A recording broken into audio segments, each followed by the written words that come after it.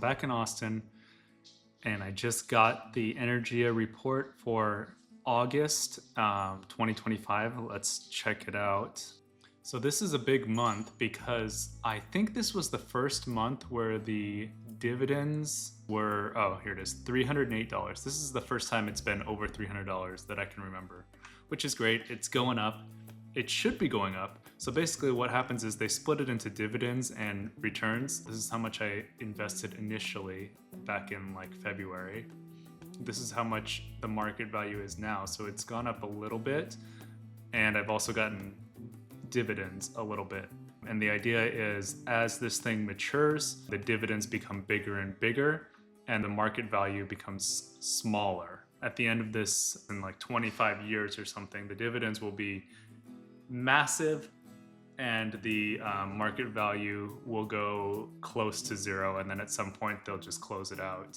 The idea is that as this thing produces more energy, its usable life kind of runs out as well, so the value of it goes down, but the dividends that it pays out become bigger and bigger over time as all the solar assets come online. The whole point is it was around $300 this month, which more than enough to cover my electricity bills.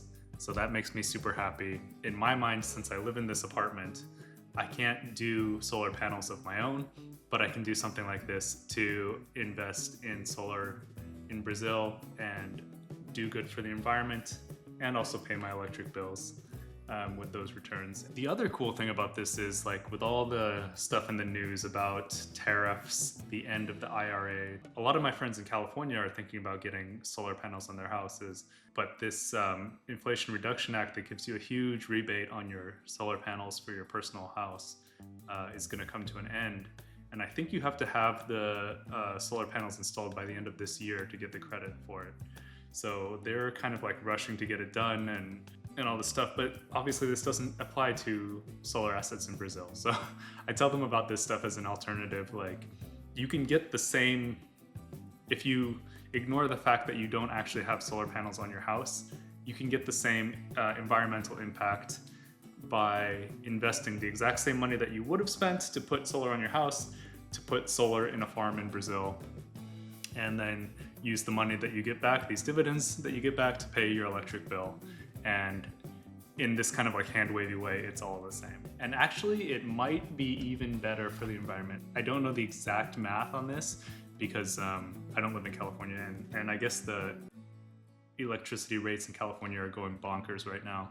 You get really good returns with this because it's cheaper to install in a farm in Brazil than it is to install on a house in Los Angeles or whatever. You don't have to deal with the tariffs because this is Brazil. They don't have the same tariffs that we have. And the most important thing about this is when you build the solar panels, what kind of electricity generation are you avoiding?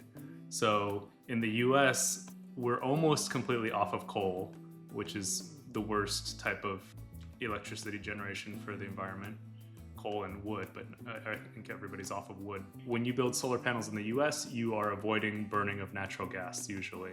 That's less of an impact than if you were building in some developing country where they are burning a lot of coal, and by building solar, you're avoiding that coal from being burned. In that sense, environmentally, it can be better to deploy solar panels to places where they are burning a lot of coal. Your investments have created 27.263 megawatt hours of energy so far. Great, equal to 320 trees planted. Well, that seems like a lot of trees, so that's awesome.